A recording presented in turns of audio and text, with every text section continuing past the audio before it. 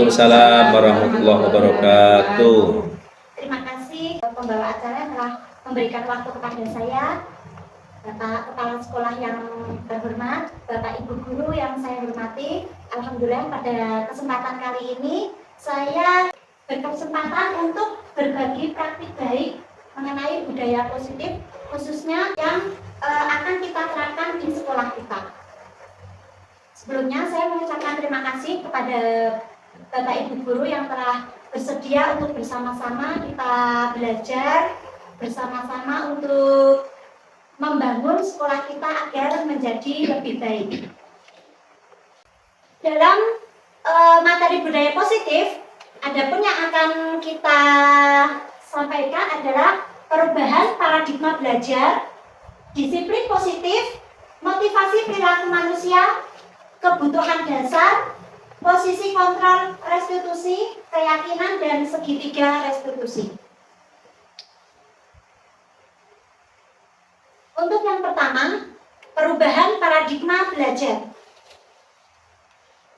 Seorang pendidik itu diibaratkan seperti petani, di mana petani ini memiliki peranan yang sangat penting untuk memastikan bahwa tanaman yang ditanamnya itu tumbuh dengan subur.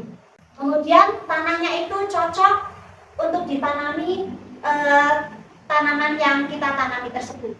Nah, demikian juga dengan sekolahan. Sekolahan itu diibaratkan sebagai tanah tempat bercocok tanam, sehingga guru harus mengusahakan sekolah menjadi lingkungan yang menyenangkan, menjaga dan melindungi murid-murid dari hal-hal yang tidak baik.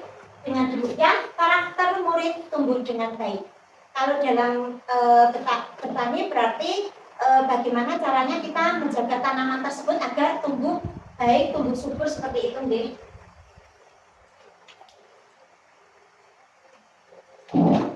Sebagai contoh, murid yang tadinya malas bisa menjadi semangat, bukan kebalikannya. Kemudian murid akan mampu menerima dan menyerap suatu pelajaran bila lingkungan sekelilingnya itu terasa aman dan nyaman.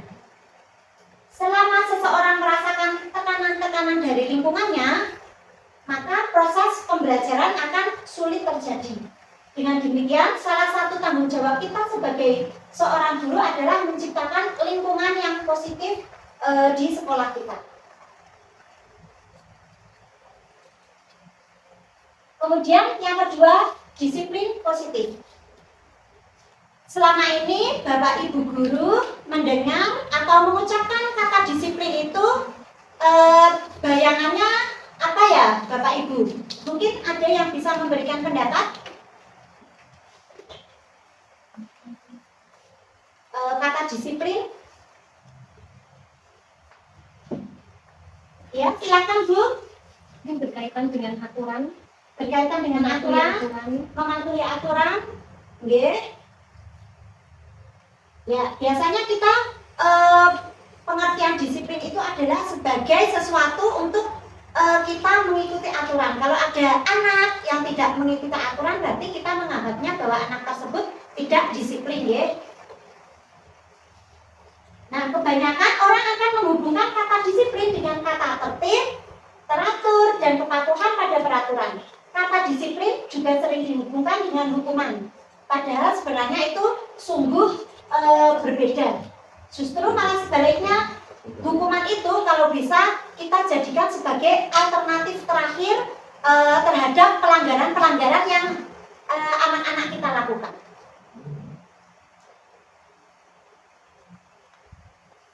Nah, sebenarnya kata disiplin itu adalah diambil dari bahasa Latin disciplina yang artinya belajar. Kata disiplin juga berasal dari akar kata yang sama dengan disiplin atau murid atau pengikut.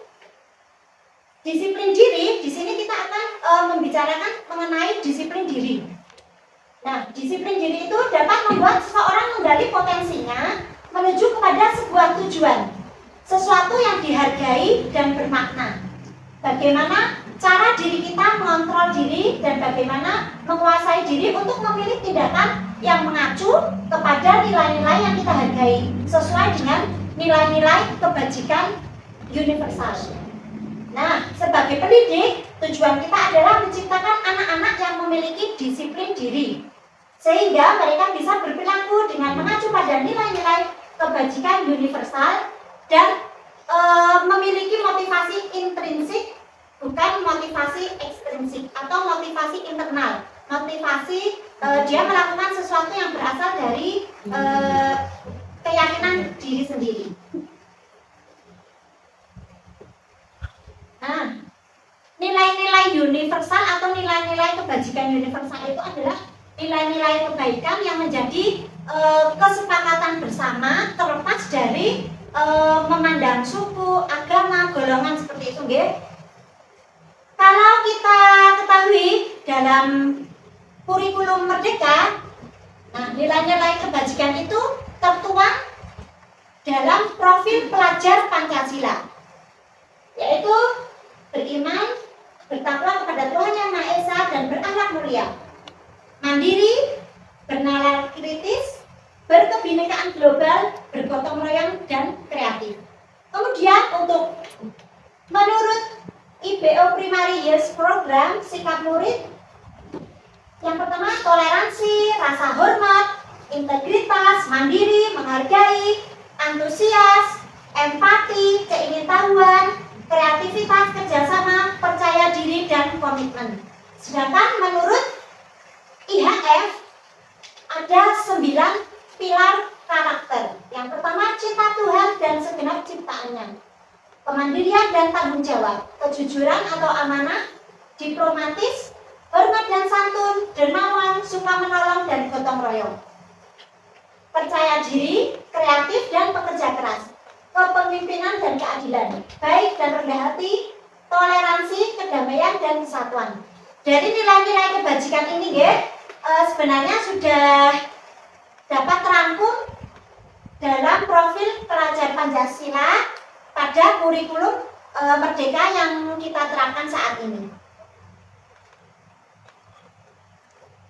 Kemudian sebenarnya manusia itu kan berperilaku pasti karena ada motivasi atau ada penyebabnya atau ada tujuan yang ingin dicapai.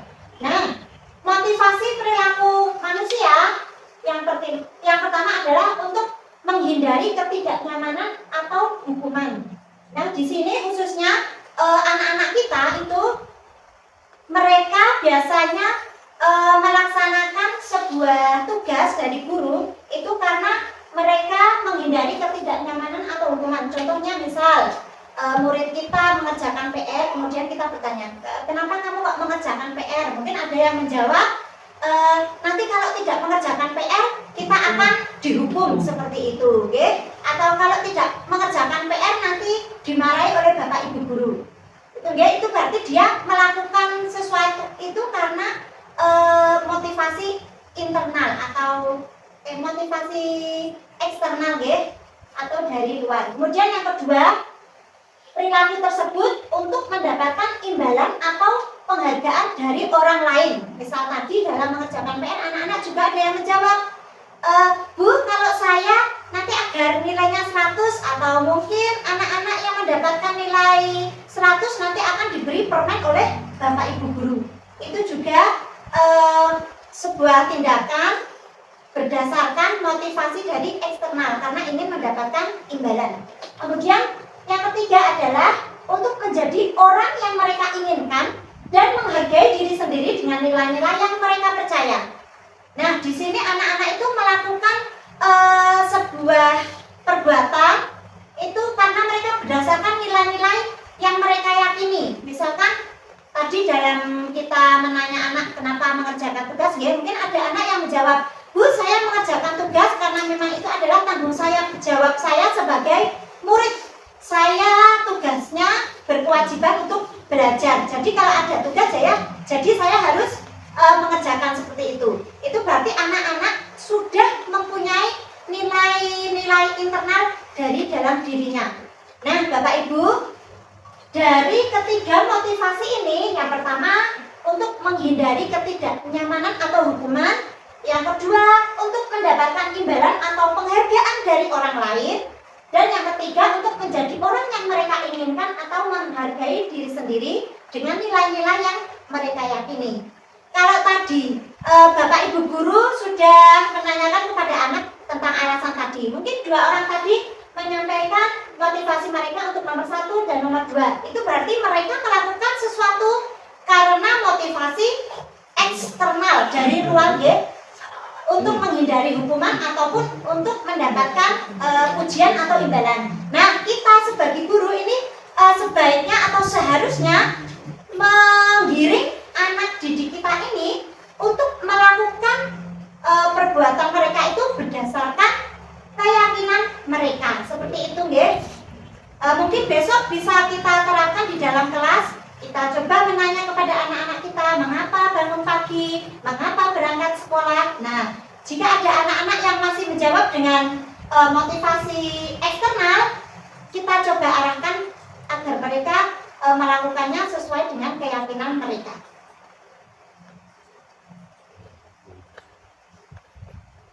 Nah, tadi sudah saya sampaikan mengenai motivasi perilaku manusia. Sekarang kita akan mempelajari mengenai kebutuhan dasar manusia. Ini sangat berkaitan, guys, karena apa yang mereka lakukan atau yang anak-anak kita lakukan itu pasti mereka itu ingin memenuhi kebutuhannya. Yang pertama adalah kebutuhan untuk bertahan hidup. Kemudian yang kedua adalah kebutuhan untuk mendapatkan kasih sayang. Yang ketiga, kebebasan. Yang keempat, kesenangan. Dan kelima adalah penguasaan. Misalkan ya, di kelas kita itu ada anak, sering ya ini, di kelas itu pasti ada anak yang satu anak atau dua anak itu yang nakal, seringnya jahil kepada teman-temannya. Nah, pasti mereka melakukan sesuatu itu karena ada kebutuhan mereka yang ingin didapatkan. Seperti itu, nggih. Kalau ada anak-anak yang nakal, mungkin kita tanya, kenapa mas kok nakali kancane? Misal, itu karena lebih lemah dari dia, akhirnya dia membuli atau melakukan perbuatan-perbuatan yang membuat temannya tidak senang. Itu karena yang nakal ini ingin mendapatkan penguasaan, ya, kebutuhan penguasaan, karena dia merasa superior sehingga dia mampu untuk membuat temannya itu untuk tunduk padanya, seperti itu. Untuk selanjutnya adalah 5 posisi restitusi. Ya, ini berkaitan tadi setelah kita mengetahui 5 kebutuhan dasar. Misalkan anak tadi kan nakali temannya. Nah, bagaimana cara kita untuk menyelesaikan permasalahan tersebut? Nah, di sini kita sebagai seorang pendidik mempunyai 5 posisi kontrol restitusi. Nanti di manakah posisi kita? Yang pertama adalah kita sebagai posisi penghukum, yaitu seorang penghukum bisa menggunakan hukuman fisik maupun verbal. Ciri-cirinya itu dengan menggunakan kata-kata yang nadanya tinggi. Kemudian kalau fisiknya atau tubuhnya, bahasa tubuhnya itu mungkin matanya melotot atau berkaca pinggang, seperti itu, nggih. Kemudian yang kedua adalah membuat merasa bersalah dengan mengatakan ibu sangat kecewa sekali dengan Muna, atau mungkin berapa kali ibu harus memberitahu, seperti itu. Pokoknya kita tuh membuat anak itu merasa hatinya itu tersentuh, kemudian ya saya bersalah, seperti itu. Kemudian posisi yang ketiga adalah sebagai teman. Nah, kita sebagai guru itu memposisikan kita sebagai teman. Misalkan ya merasa sok akrab gitulah dengan halo nak, gimana kabarnya? Tadi pagi sudah mandi belum? Oh, tidak mandi ya? Kenapa tidak mandi ya? Mungkin seperti itu. Ada nada-nada kita itu seperti teman, seperti itu ya. Kemudian posisi yang keempat adalah pemantau. Posisi pemantau itu misalnya begini. Oh ya, kamu nakal ya? Kamu sudah tahu aturan di kelas kita itu kalau kamu nakal, berbuat salah, hukumannya apa? Oh ya Pak, saya lari 5 kali. Ya, silahkan dikerjakan sanksinya. Nah, itu adalah posisi pemantau. Dan posisi yang kelima adalah sebagai manajer. Nah, di sini posisi manajer ini posisi di mana guru berbuat sesuatu bersama dengan murid. mempersilahkan murid mempertanggungjawabkan perilakunya, mendukung murid agar dapat menemukan solusi dari permasalahannya sendiri. Nah, di sini kita mempunyai dalam posisi manajer ini ya, kita itu diharapkan dari kelima posisi tadi, kita diharapkan sebagai posisi manajer. Di mana posisi manajer dalam menyelesaikan permasalahan itu menggunakan langkah-langkah segitiga restitusi. Restitusi ini kita mencoba mengembalikan anak itu kepada posisi di mana yang tadi dia berbuat salah, kemudian akhirnya anak itu mau menyadari dan kembali meyakini nilai-nilai yang ia yakini seperti itu. Yang pertama untuk segitiga restitusi adalah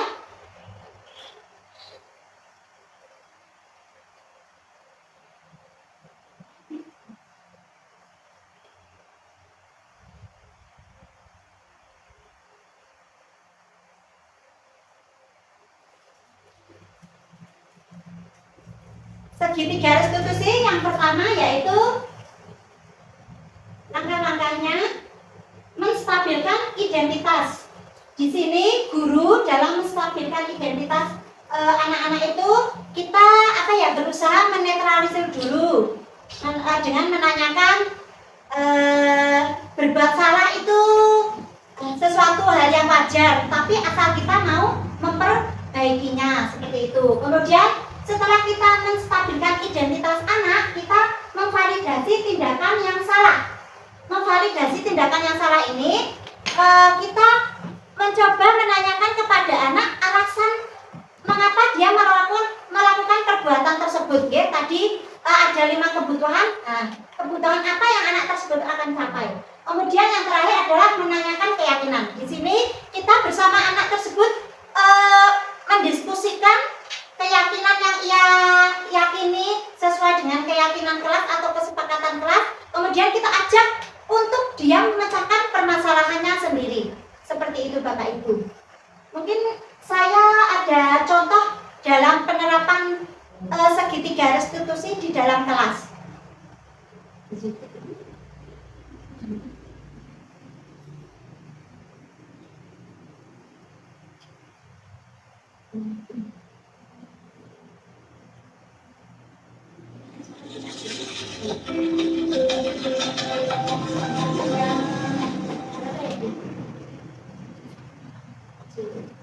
Nah, kasus satu ini. Jawaban temannya atau menyontek. Sebagai kasus satu bisa disimak Bapak Ibu Guru Dengan baik menggunakan langkah segitiga restitusi.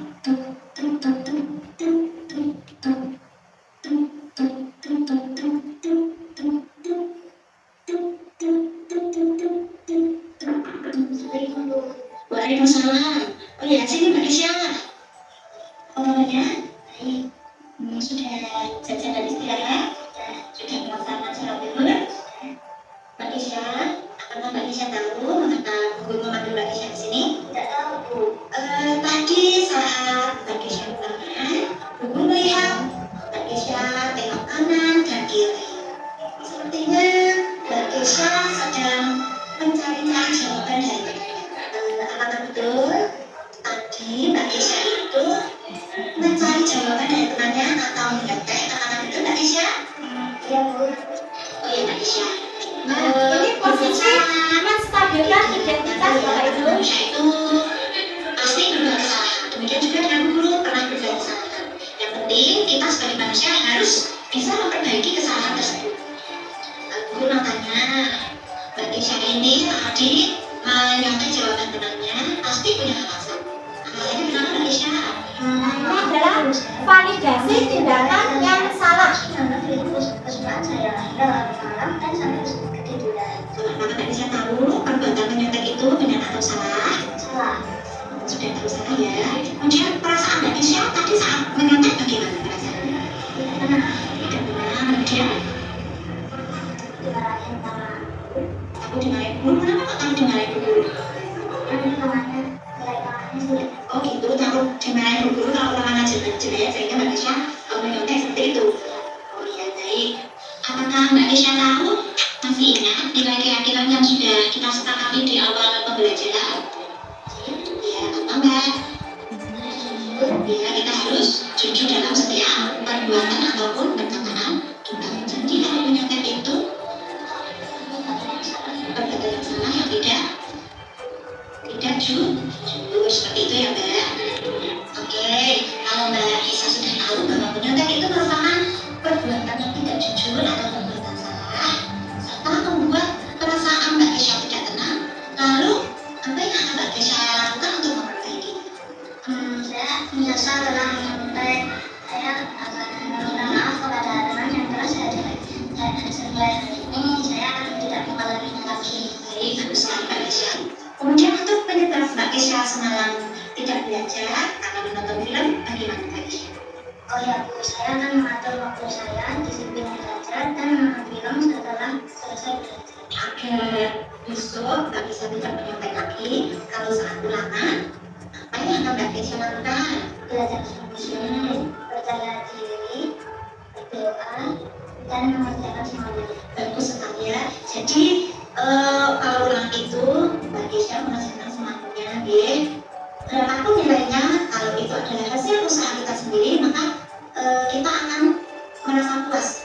Tetapi kalau nilainya bagus, hasil dari menyontek, maka itu sama saja dengan membodohi diri kita dan membodohi orang lain. Oh ya, apakah saya masih boleh untuk mengerjakan ulangan ini lagi? Saya akan berusaha semampu saya. Oh ya, boleh. Kamu harus meyakini kemampuan. Kamu harus menghargai dirimu sendiri dengan selalu berbuat jujur. Ya, terima kasih. Boleh mengerjakan. Silakan kalau mau balik ke kelas lagi. Semoga Mbak Isya nanti ke depannya bisa menjadi lebih baik, menjadi anak yang soleh. Oke Mbak Isya, terima kasih Mbak Isya. Oke Bapak Ibu, tadi contoh penerapan segitiga restitusi untuk anak-anak kita. Mungkin Bapak Ibu guru bisa menerapkan segitiga restitusi dalam menyelesaikan permasalahan yang anak-anak hadapi seperti itu. Mungkin ada pertanyaan Bapak Ibu semua? Ya, baik, terima kasih. Saya rasa cukup.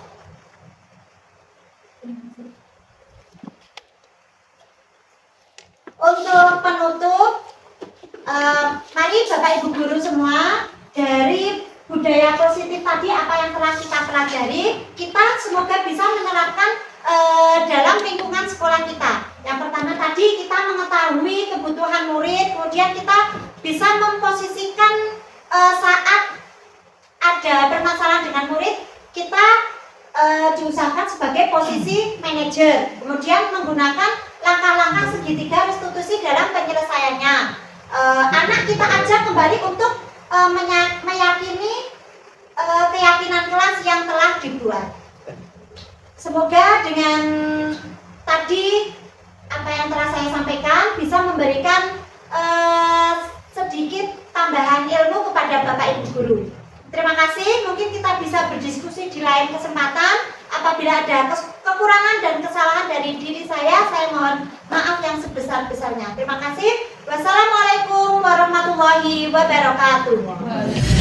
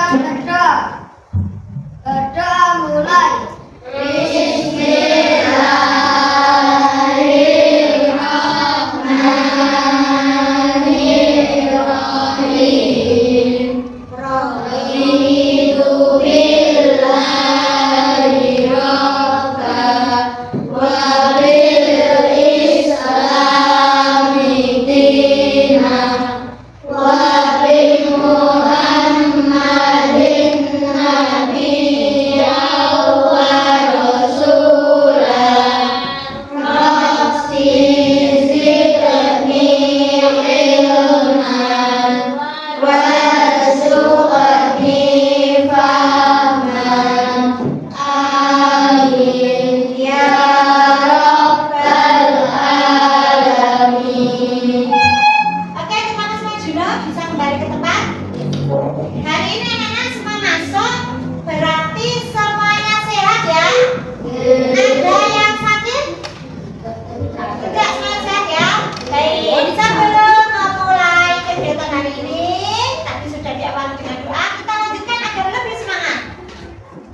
Kita menyanyi. Profil pelajar Pancasila. Berdasarkan Pancasila, beriman dan bertakwa pada Tuhan Yang Esa, yang beragama mulia, tegak kebinekaan global, gotong royong mandiri, kreasi dan tenaga kritis. Ya anak-anak, hari ini kita akan membuat sebuah namanya adalah keyakinan kelas. Ada yang pernah tahu keyakinan kelas? Ada yang pernah dengar? Nah, kalau anak-anak apakah pernah mendengar tata tertib kelas? Ya, pernah? Tata tertib kelas itu contohnya apa? Tata tertib atau peraturan kelas contohnya apa?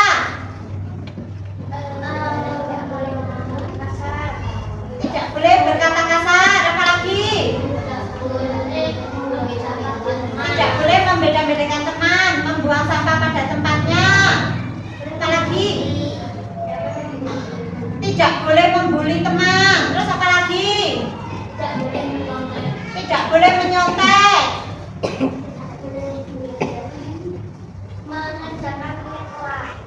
Mengerjakan piket kelas atau melaksanakan piket. Nah, itu adalah contoh peraturan kelas.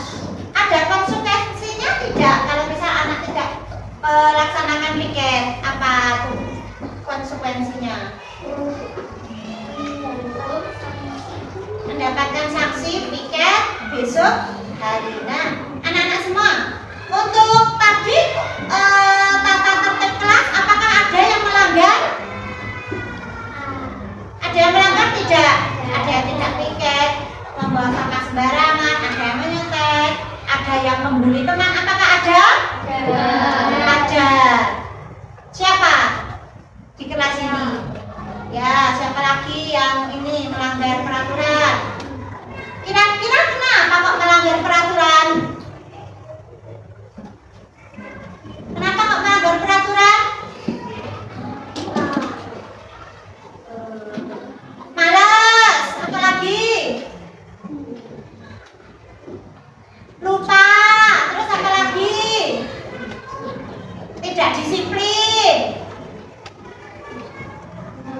Ya, karena anak-anak mungkin ini ya belum menyadari sepenuhnya arti dari peraturan kelas atau tata tertib yang kita buat. Hanya sebagai pajangan saja, tata tertib boleh, tapi tidak apa-apa kamu nggak melakukannya. Nah, pokoknya nggak melakukan. Nah, mungkin seperti itu ya.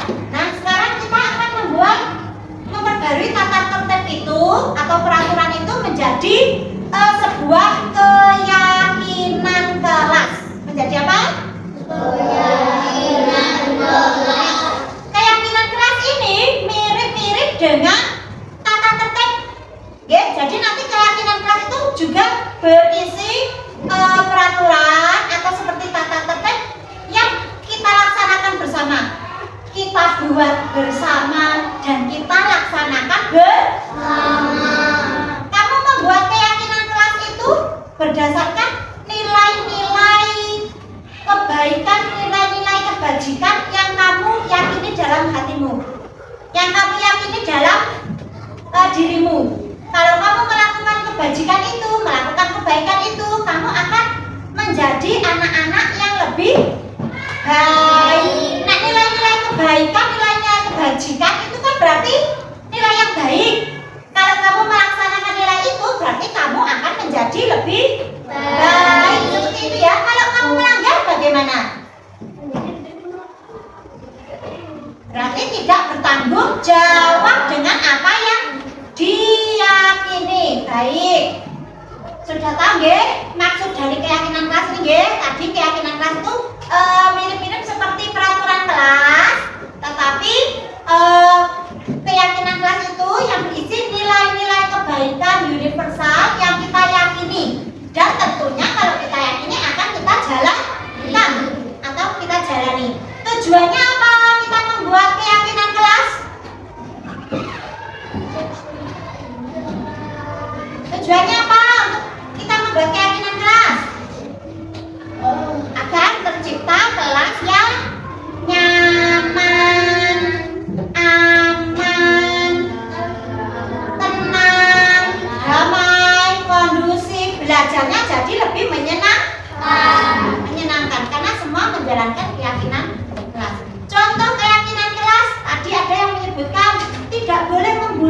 harus melaksanakan piket.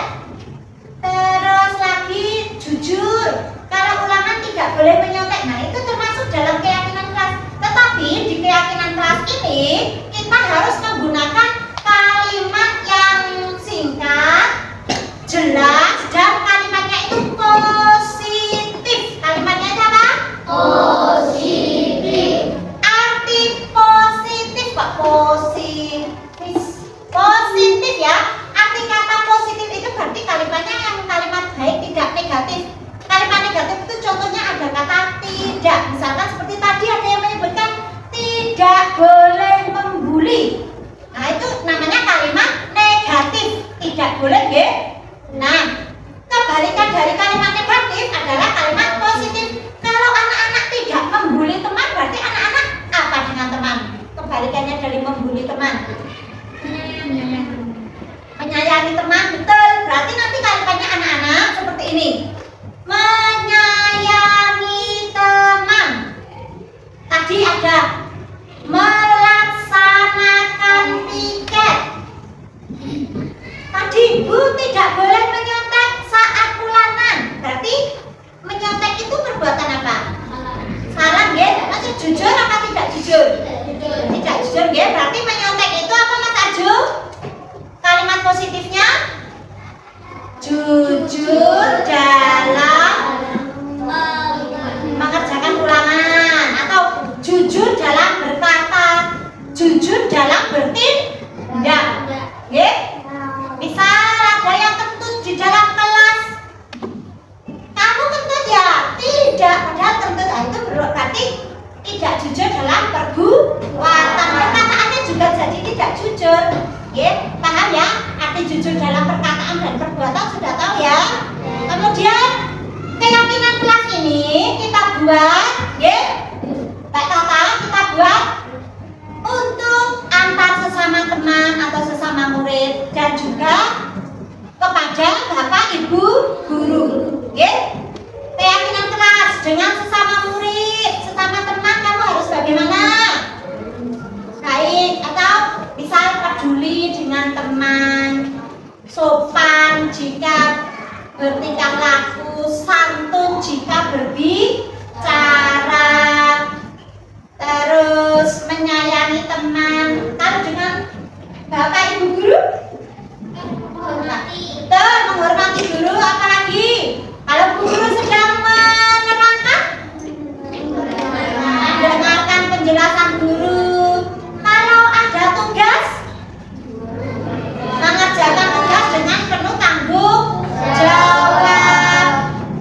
Tiap tadi dengan sesama teman sudah, dengan bu guru sudah. Sekarang dengan tugas-tugasmu tadi dengan apa, piket. Kalau yang menjadi petugas piket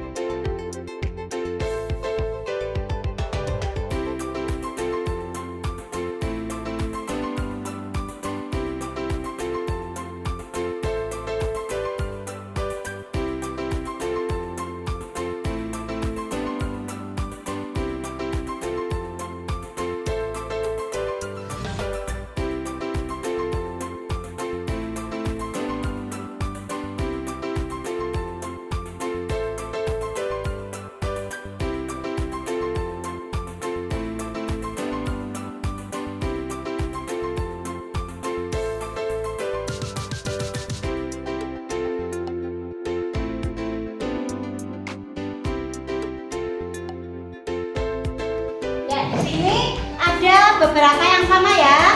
Yang tadi ini ada melaksanakan piket. Melaksanakan piket ini kita ambil satu.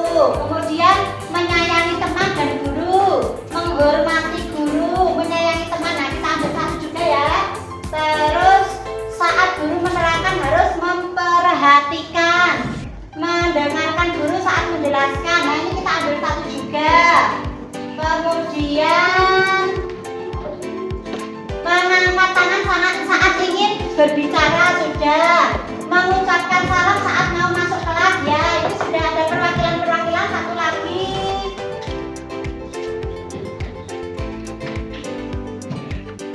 Ya, berkata jujur ya. Nah, dari sini nanti kita akan buat lagi yang lebih rapi seperti itu menjadi kesepakatan kelas. Oke? Oke. Mbak, tolong ini ditempel untuk judulnya ya.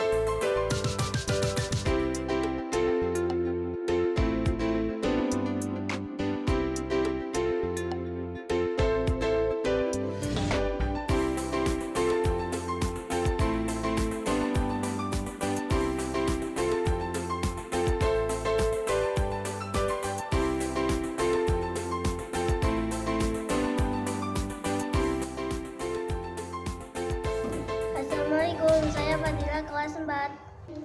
Assalamualaikum, saya Zara kelas 4. Assalamualaikum, saya Adelia kelas 4. Assalamualaikum, saya Afra kelas 4. Assalamualaikum, saya Fatan kelas 4. Assalamualaikum, saya Afan kelas 4.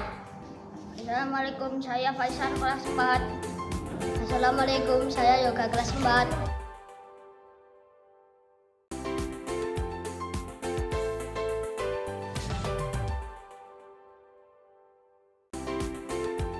Sangat senang. Senang sekali. Senang sekali. Sangat senang.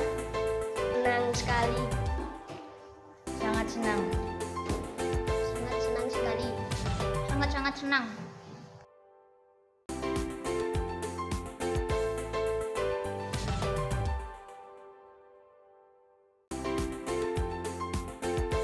Sangat penting sekali. Penting. Penting sekali. Iya. Sangat penting. Penting. Sangat penting. Sangat-sangat penting.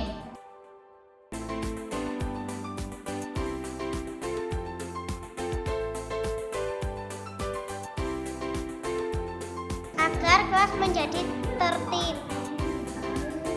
Agar kelas menjadi damai. Agar kelas bersih dan indah. Agar nyaman saat pelajaran, Agar rukun-rukun. agar tentram, Agar damai dan nyaman. Agar semua berjalan